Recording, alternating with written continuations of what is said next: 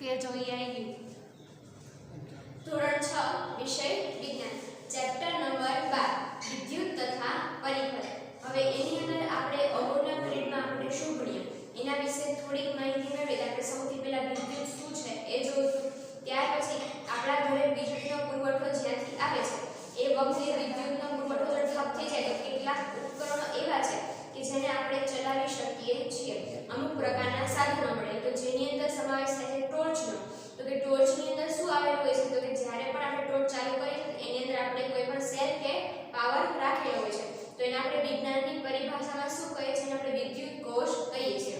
વિદ્યુત કોષ છે એ કેવી રીતના ચાલે છે તો કે વિદ્યુત કોષ છે તો કે એની અંદર અમુક પ્રકારના રાસાયણિક પદાર્થો ભરેલા હોય છે. એટલે કે રાસાયણિક ઉર્જાને વિદ્યુત ઉર્જાની અંદર રૂપાંતર તમને થયેલું છે એ જોવા મળે છે. એટલે આપણે વિદ્યુત છે એ કોષ ભણેલા હતા. ત્યાર પછી વિદ્યુત કોષ વડે સંચાલિત વિદ્યુત બલ્બ છે એ આપણે ભણેલા હતા. વિદ્યુત બલ્બ છે એની રચના કેવી હોય છે? આપણે જોયું કે વિદ્યુત બલ્બ છે એની અંદર પણ બે ધ્રુવો હોય છે. એક બલ્બની નીચેની સપાટીમાં અને નીચેના તળિયાના ભાગે છે ત્યાં એક આવેલો હોય છે ધ્રુવ. ઉપરની કાચની ગોળાકાર તકતી હોય છે. વચ્ચેના ભાગમાં બે ઊભા તાર અને એની વચ્ચે ફિલામેન્ટ ગોઠવેલો હોય છે. એટલે કે આવા પ્રકારે બલ્બની રચનામાં જેનો એક ધ્રુવ અહીંયા અને એક છેડો તળિયાના ભાગે આવેલો હોય છે. વચ્ચે બે ઊભા તારની વચ્ચે ફિલામેન્ટ ગોઠવેલો હોય છે. અને વિદ્યુત બલ્બ છે એ કઈ રીતે કાર્યરત થાય છે એ પણ આપણે જોયું. એટલે કે આવી રીતના બલ્બ છે એને આવા પ્રકારે આપણે વિદ્યુત કોષ સાથે જોડીએ તો એ બલ્બ શું જોવા મળે છે? તો કે બલ્બ છે એ પ્રકાશિત થયેલો જોવા મળે છે. આ પ્રકાશિત બલ્બ તમે જોઈ શકો છો. જ્યારે પણ આપણે શું કરીએ છીએ તો કે કોઈ પણ વિદ્યુત કોષના ધન અને ઋણ છેડાનો આવી રીતના એટલે કે ધન છેડો આપણે ઉપરના ભાગે જોડેલો છે. આપણે એ પણ વાત કરી હતી કે જો ધન છેડો છે એ નીચેના ભાગે જોવા આપણે જોડી દઈએ અને ઋણ છેડો છે એ ઉપરના ભાગે જોડીએ તો પણ બલ્બ છે એ પ્રકાશિત થાય છે. કારણ આપણે જોયું કે મૂળ આપણે પરિપથ તૈયાર ક્યારે થાય કે પરિપથ ત્યારે તૈયાર થાય કે જ્યારે એના બંને ધ્રુવો છે એકબીજા સાથે બલ્બના ધ્રુવો સાથે જોડાયેલા હોય. તો આ પ્રમાણે આપણે એક પરિપથ તૈયાર કરી શકીએ. પરિપથ કયા આધારે તૈયાર થાય છે? જ્યારે કે વિદ્યુત બલ્બના બંને છેડાઓ છે એ વિદ્યુત કોષ સાથે જોડાયેલા હોય ત્યારે. એટલે કે બંને વિદ્યુત કોષ છે એના બંને છેડાઓ જોડાયેલા હોવા જોઈએ અને વિદ્યુત બલ્બ છે એના પણ બંને ધ્રુવો છે ટર્મિનલ છે એ જોડાયેલા હોવા જોઈએ. ત્યારે અને ત્યારે જ બલ્બ છે પ્રકાશિત થાય છે. તો હવે સૌથી પહેલા આપણને પ્રશ્ન થાય વિદ્યુત પરિપથ એટલે શું? તો કે વિદ્યુત પરિપથ એટલે કે વિદ્યુત પ્રવાહ વહેવાના સળંગ માર્ગને વિદ્યુત પરિપથ કહે છે. વિદ્યુત પ્રવાહ વહેવાના સળંગ માર્ગને એટલે કે આપણે જોયું કે જ્યારે તમે વિદ્યુત બલ્બને વિદ્યુત કોષ સાથે આવી રીતના તાર વડે જોડો છો ત્યારે શું થાય છે તો કે આની અંદર વિદ્યુત પ્રવાહ ઉત્પન્ન થાય છે. એટલે કે વિદ્યુત કોષની અંદર જે રાસાયણિક પદાર્થો ભરેલા છે એના એકલા તાર સાથે કોઈ અન્ય પદાર્થ સાથે જોડવાથી એમાં શું તો કે વિદ્યુત પ્રવાહ ઉત્પન્ન થાય છે. અને વિદ્યુત પ્રવાહ હંમેશા છે એ ક્યાંથી તો કે ધન છેડાથી ઉત્પન્ન થઈને ઋણ છેડા સુધી વહે છે. આ રીતના વહે છે. તો કે આ વિદ્યુત પ્રવાહ વહેવાનો જે માર્ગ છે એને આપણે વિદ્યુત પરિપથ નામે ઓળખીએ છીએ. અને વિદ્યુત પ્રવાહ હંમેશા વિદ્યુત પ્રવાહ ધન છેડાથી ઋણ છેડા સુધી વહે છે. એટલે કે વિદ્યુત પ્રવાહનો માર્ગ શું છે તો કે વિદ્યુત પ્રવાહનો માર્ગ છે ધન છેડાથી ઋણ છેડા સુધીનો રહેલો છે. વિદ્યુત પ્રવાહનો માર્ગ એટલે કે ધન છેડાથી આખો પસાર થઈને ઋણ છેડા સુધી પહોંચે આપણે વિદ્યુત પ્રવાહનો માર્ગ કહી શકીએ. અને જ્યારે વિદ્યુત પ્રવાહ છે એ સળંગ માર્ગમાં વહે ત્યારે અને ત્યારે જ આપણને પ્રકાશિત બલ્બ જોવા મળે છે. આપણે અગાઉ અમુક પ્રકારની પરિસ્થિતિ જોયેલી હતી કે જેની અંદર આપણે આ તાર છે નીચે જોડ કરી ઉપરનો છેડો ખુલ્લો રાખીએ છીએ, આ વચ્ચે જગ્યા કરી નાખી, નીચે જગ્યા કરી નાખી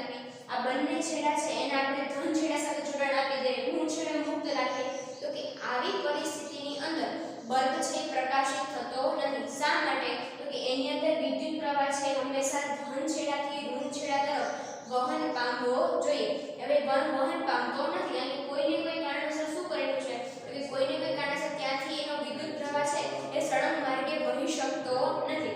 એટલા માટે આ બલ્બ છે એ પ્રકાશિત થતો નથી. પરંતુ હા શું કરીએ તો કે આપણે આ બલ્બનો નીચેનો જે ધ્રુવ છે એને આપણે વિદ્યુત કોષના ધન છેડા સાથે એટલે કે આ પ્રકાર આપણે ક્રોસમાં જોડીએ તો બલ્બ પ્રકાશિત થાય છે. એનું કારણ પણ આપણે જોયું ગમે એ રીતે પણ વિદ્યુત પ્રવાહ છે સળંગ ધન છેડાથી ઋણ છેડા આવી રીતના એનો માર્ગ રહે છે. પ્લસ થી આ નીચે છેડે જાય ત્યાંથી આ મૂળ છે પ્લસ થી ઋણ છેડા સુધી વિદ્યુત પ્રવાહ જઈ શકે છે. એટલા માટે એ પરિસ્થિતિની અંદર પણ શું જોવા મળે છે તો કે બલ્બ છે એ પ્રકાશિત જોવા મળે છે. તો આ આપણો શું થઈ ગયો તો કે આવા પ્રકારની રચનાને આપણો સાદો વિદ્યુત પરિપથ કહેવાય છે. આ પ્રકારની રચનાને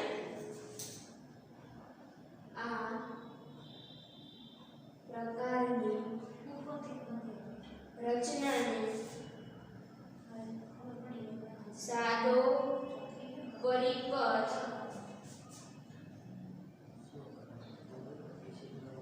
કહે છે. આ પ્રકારની જે રચના છે એને સાદો પરિપથ છે એ કહેવામાં આવે છે. શા માટે તો કે આ સાદામાં સાદી રચના છે કે આવા પ્રકારનું જોડાણ કરવાથી આપણો જે વિદ્યુત બલ્બ છે એ પ્રકાશિત થાય છે. કે આને સાદો પરિપથ એટલે સાદામાં સાદી જે વિદ્યુત પ્રવાહ છે આની અંદર પસાર થાય છે અને આપણો બલ્બ છે કાર્યરત બને છે. હવે ક્યારેક આ રીતના આપણે સાદો પરિપથ છે એ તૈયાર કરેલો હોવા છતાં પણ બલ્બ છે એ પ્રકાશિત થતો નથી. તો એનું કારણ શું હશે તો કે બલ્બ છે એનો ફ્યુઝ ઉડી ગયો હશે એવું આપણે કહી શકીએ. ઉદાહરણ તરીકે આ બલ્બ છે એ પ્રકાશિત થતો નથી તો કે બલ્બ પ્રકાશિત ન થવાના કારણ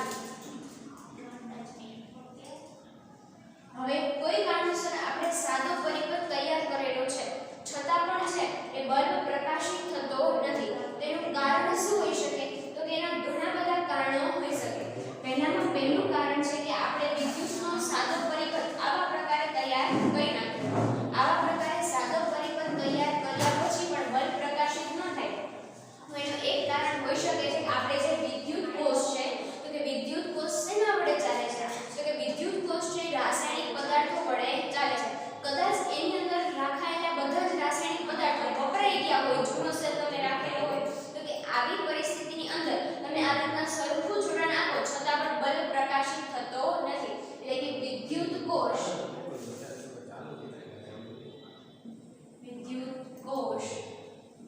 નો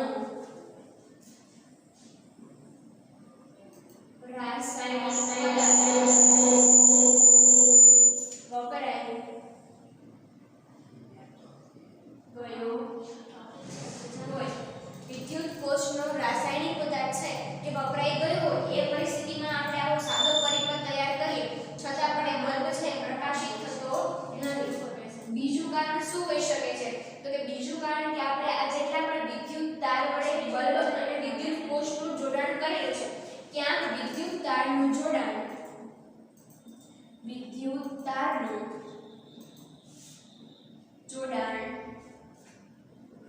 ઢીલું પડી ગયું હોય તો પણ વિદ્યુત બલ્બ છે એ પ્રકાશિત થશે નહીં. આપણે શું કર્યું છે તો કે બંને બલ્બના બે ધ્રુવો અને વિદ્યુત કોષના બે ધ્રુવોને આપણે વિદ્યુત તાર ઇન્સ્યુલેટેડ વાયર વડે આપણે જોડેલા છે. ક્યાં આ જોડાણ અહીંયાથી કોઈ પણ જગ્યાએથી છે એ જોડાણ છે એ ઢીલું પડી જાય. હવે જોડાણ ઢીલું પડી જાય તો શું થશે તો કે એના કારણે વિદ્યુત પ્રવાહ છે એ સળંગ રીતે વહી શકશે નહીં. તો કે સળંગ રીતે ન વહી શકવાને કારણે શું થાય છે તો કે વિદ્યુત પ્રવાહ આગળ વધી શકતો નથી અને વિદ્યુત તારનું જોડાણ ઢીલું પડી જાય તેના માટે બલ્બ છે એ પ્રકાશિત આપણને જણાતો નથી. ત્રીજું કારણ શું હોઈ શકે તો ત્રીજું કારણ એ હોઈ શકે કે આપણે જે બલ્બ લગાવેલો છે બલ્બની રચના આપણે ભણીએ. બલ્બના બે ઊભા તારની વચ્ચે શું લગાવેલું હોય છે તો કે ફિલામેન્ટ લગાવેલું હોય છે. કોઈ કારણસર વિદ્યુત બલ્બનું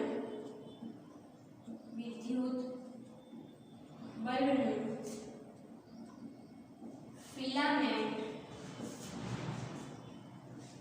તૂટી ગયું હોય તો પણ બલ્બ છે એ પ્રકાશિત જણાતો નથી. વિદ્યુત બલ્બ છે એના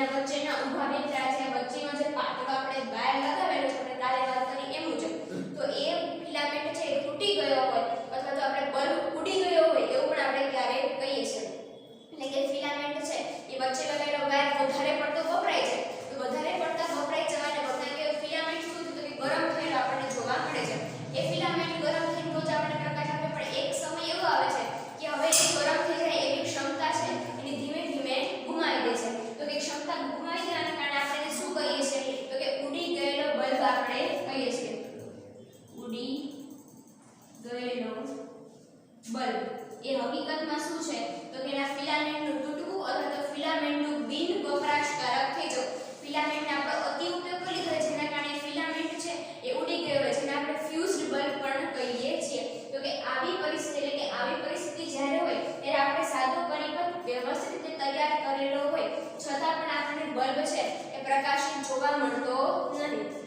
તો એનું આ કારણ હોઈ શકે. આટલા કારણોમાંથી ગમે આપણે બધું વ્યવસ્થિત ચેક કરી અને પછી નવો બલ્બ લગાવી વિદ્યુત કોષ નવો મૂકીએ અને તારનું જોડાણ પણ સરખું કરીએ તો આપણને ફરી પાછો બલ્બ છે એ પ્રકાશિત થયેલો જોવા મળે છે. હવે તમને એમ થાય કે દરેક વખતે આપણે આ વચ્ચે છે આવી એક વાયર લગાવવો જરૂરી છે. તો હવે એના બદલે આપણે બીજું કંઈક કરીએ કે જેના કારણે એક વિદ્યુત તાર છે આપણે ઓછો લગાવવો પડે. હવે આપણે સંભાવના વિચારીએ કે ચલો કે આ નીચેનો તાર છે અથવા તો ઉપરનો તાર બેમાંથી એક તાર છે એ કેવા છે બિન વપરાશકારક છે કે જે તાર કોઈ કામમાં આવેલા નથી. આપણી પાસે એક જ તાર છે ને એક તાર વડે આપણે શું કરવું છે કે વિદ્યુત જે બલ્બ છે એને આપણે પ્રકાશિત કરવો છે તો આપણે એક તાર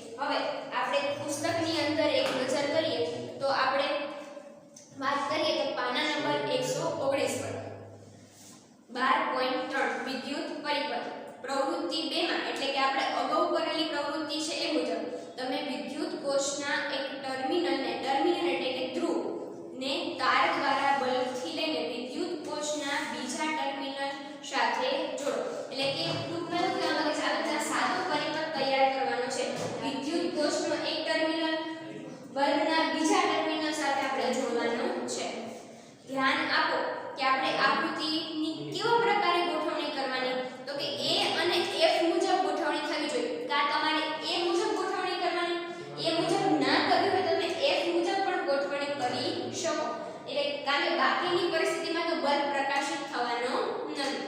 વિદ્યુત કોષના બે ટર્મિનલ બલ્બના બે ટર્મિનલ સાથે જોડાયેલા છે. વિદ્યુત કોષના બે ટર્મિનલ બલ્બના બે ટર્મિનલ સાથે જોડાયેલા છે. આ પ્રકારની ગોઠવણી વિદ્યુત પરિપથનું ઉદાહરણ છે. વિદ્યુત પરિપથ એ વિદ્યુત કોષના બે ટર્મિનલો એટલે કે વિદ્યુત પરિપથ છે વિદ્યુત કોષના બે ટર્મિનલો વચ્ચે વિદ્યુત પ્રવાહના સંપૂર્ણ પથને દર્શાવે છે. એટલે કે વિદ્યુત જે કોષ છે એ શું કરે છે તો કે આ રીતના વિદ્યુત પરિપથ વહેવાના એટલે કે વિદ્યુત પ્રવાહ વહેવાના સળંગ પરિપથને દર્શાવે છે. આપણે પહેલા જ વાત કરી કે આ રીતના કોષમાંથી શું થશે તો કે ધન છેડા તરફથી વિદ્યુત પ્રવાહ છે ઉત્પન્ન થાય છે અને વહીને કઈ દિશામાં આગળ વધે છે તો કે એના ઋણ છેડા તરફ આગળ વધે છે. કોઈ પણ વિદ્યુત પરિપથમાં નીચેની તમને આકૃતિ દર્શાવેલી છે એ મુજબ વિદ્યુત પ્રવાહની દિશા વિદ્યુત કોષના ધન છેડ ટર્મિનલથી ઋણ ટર્મિનલ તરફ હોય છે. એટલે કે આ મુજબ ધન છેડાથી ઋણ છેડા તરફ છે એટલે કે વિદ્યુત પ્રવાહની દિશા ક્યાં તો કે ધનથી ઋણ તરફની હોય છે. કોઈ દિવસ વિદ્યુત પ્રવાહ આવી રીતના ન હોય આમ ઋણ છેડાથી આમ વહીને આમ આગળ થઈને આ બાજુ વહેતો નથી. વિદ્યુત પ્રવાહ છે હંમેશા ધન છેડાથી ઋણ છેડા તરફની દિશા તરફ આગળ વધે છે.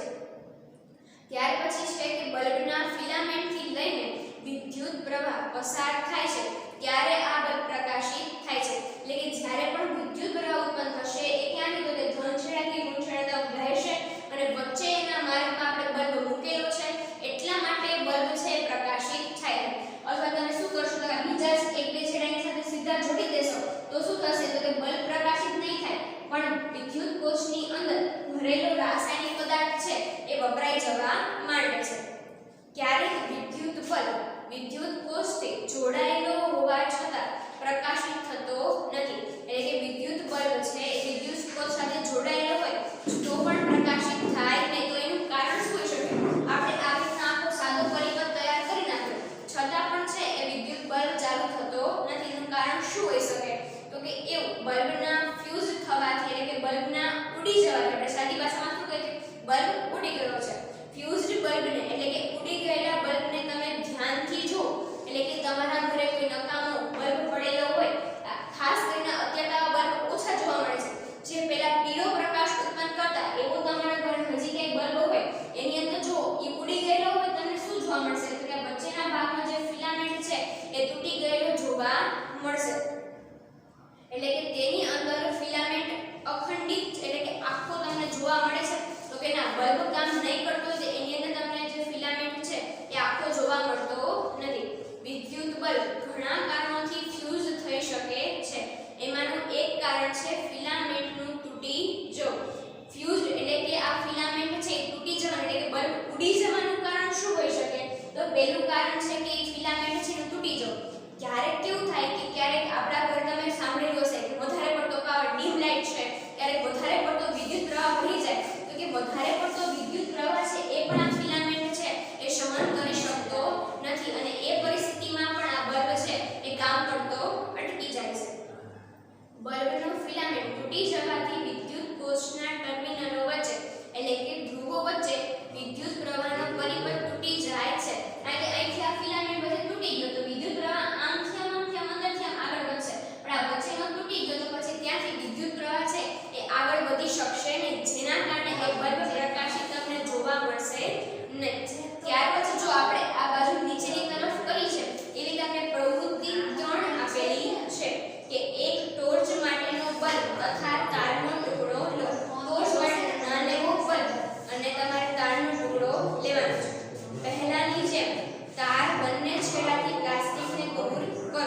એટલે કે છેડાનું જે પ્લાસ્ટિક આવે એટલે તાર તમે ઘણો લીધો એટલે તો આખું પ્લાસ્ટિકથી સંપૂર્ણ કવર કરેલું છે જેમાં તમારે બંને છેડા છે દૂર કરી દેવાના. આકૃતિમાં દર્શાવ્યા મુજબની તમારે રચના તૈયાર કરવાની. અને શું તમને એ બલ્બ છે એ પ્રકાશિત જોવા મળે છે કે નહીં તો કે આપણે જોયું કે એ પરિસ્થિતિમાં પણ આપણને બલ્બ છે પ્રકાશિત જોવા મળે છે. એનું કારણ પણ આપણે જાણ્યું કે હંમેશા વિદ્યુત કોષના બંને ધ્રુવોને તમે કોઈ પણ કારણોસર વિદ્યુત બલ્બના બંને ધ્રુવો સાથે જોડાણ આપી દો તો એ બલ્બ તમને કેવો જોવા મળશે તો કે એ બલ્બ છે પ્રકાશિત જોવા મળે છે. તો કે આ પરિસ્થિતિની અંદર પણ તમને શું જોવા મળે છે કે બલ્બ છે એ પ્રકાશિત જોવા મળે છે. અત્યાર સુધીની આપણે જેટલી પણ પ્રવૃત્તિ કરી તો એની અંદર આપણે જોયું તો આપણે શું કરવું પડે, જ્યારે પણ બલ્બ છે ને પ્રકાશિત કરવો હોય તો આપણે ફરજિયાત આ છેડાનું શું કરવું પડે તો કે ત્યાં લઈ જઈને વાયર પકડી રાખવો પડે, અથવા તમારી બુકની અંદર ચિત્ર આપેલું છે એ મુજબ તમારે રિંગ વડે શું કરવું પડે તો કે શેલ ત્યાં બાંધી દેવો પડે.